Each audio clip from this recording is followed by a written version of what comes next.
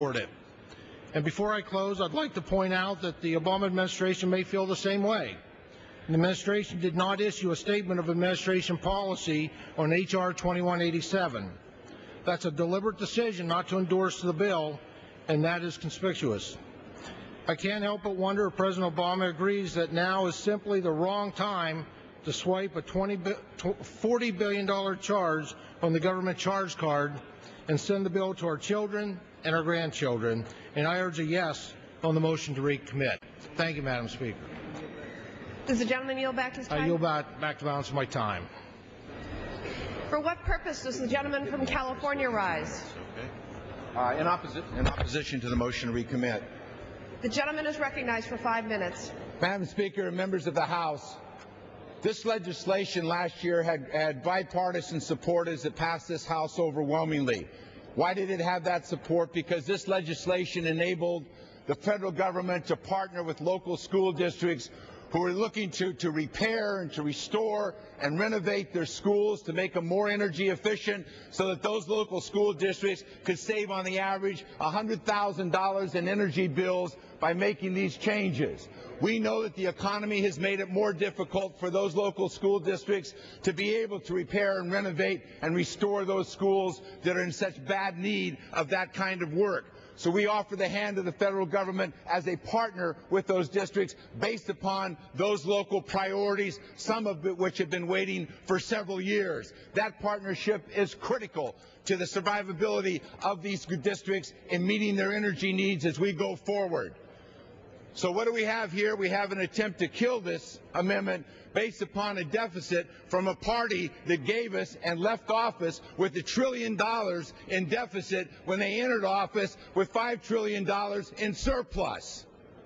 They want to tell us how to manage the books and not take care of local schools, not have school construction, not have local jobs in our community because they ran up the deficit. The all-time world's champions of deficits now want to suggest to you that you should put your schools at the end of the line of the deficit that they created. Yes, we have a budget. We have a budget that takes down the deficit, to what it was in the Reagan years. You know, we've been through this before. We went through this where the Republicans run up the deficit on the theory that they starve the beast, and then none of the things that we believe in can go into effect. We're not going to let this happen on this bill. It's most important that we understand that this is about this party trying to stop what is an agenda that has bipartisan support in the House and the Senate at the local levels to try to improve the learning opportunities for so many of our students. I'd like to yield to the gentleman from New Jersey. Ladies and gentlemen, this amendment is 8 years too late. If the majority wants to be sure there's a trigger before you can do something, where was the trigger before they enacted the reckless tax cuts for the wealthiest people in this country? Where was the trigger?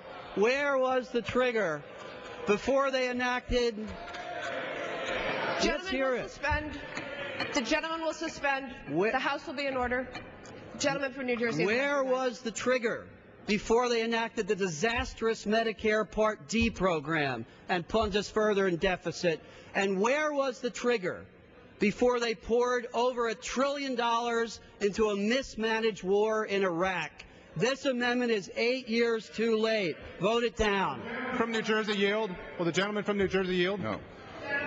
This decision... Did the gentleman from New Jersey propose? I will not yield. You have your time. This decision...